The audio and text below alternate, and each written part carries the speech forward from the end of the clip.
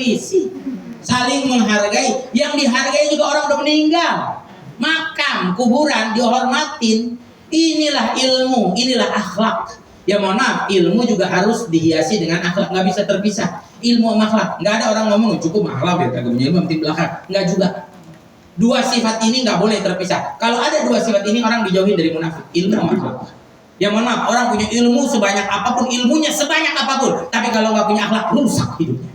Orang kalau akhlaknya baik, tapi kalau nggak paham agama juga salah jalan, salah tempat dia dengan akhlaknya. Jadi dua-duanya harus seimbang, ilmu dan akhlak. Ya orang kalau punya ilmu nggak punya akhlak, orang disalahin mulu, semuanya mau disalahin. Ya sekarang kita lihat berapa banyak orang, ya Allah, kunut sama nggak kunut pada berantem. Sampai ada di tempat saya, Pak Bu, ya sholat raweh 11 sama 23 sampai bawa pistol.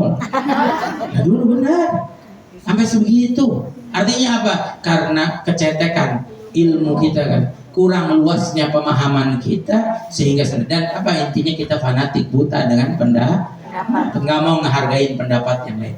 Kerusakan yang ketiga terjadi tarafu'an nufus, orang sombong bangga diri. Sekarang kerusakan, kehancuran karena kesombongan manusia. Kita bisa lihat keangkuhan manusia, sampai alam aja dirusak sama dia dengan keangkuhan manusia. Jangan gitu, nggak usah jauh-jauh. Kemarin ada kerusuhan di Jakarta, sampai di rumah dijarah.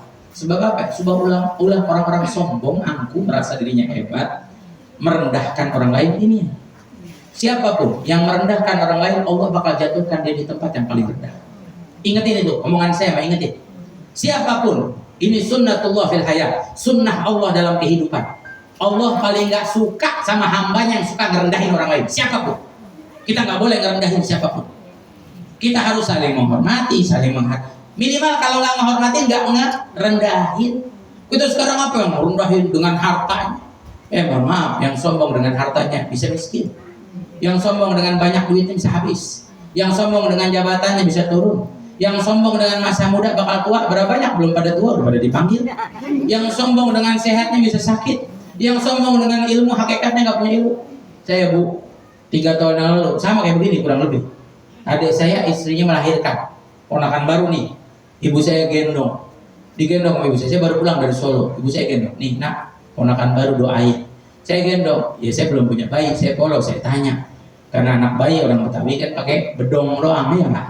Baru lahir, baru 2 hari. Saya gendong tuh, saya bilang, Umi emang anak bayi pakai beginian, pakai bedong?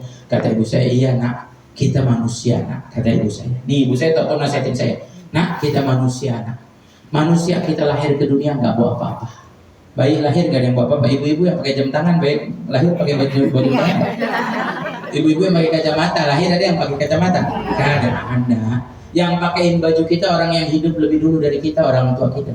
Dan tak tahu ibu saya bilang, dan kita nak bakal pulang semua nggak bawa apa-apa. Cuma helai kafan yang kita bawa. Maka jangan pernah nak kamu sekali-kali sombong, angkuh, bangga diri dengan apa yang kamu punya sampai kamu rendahin orang lain. Ibu saya pesan, gak boleh nak kamu sekali-kali merendahkan orang lain. Emang kita lihat aja dari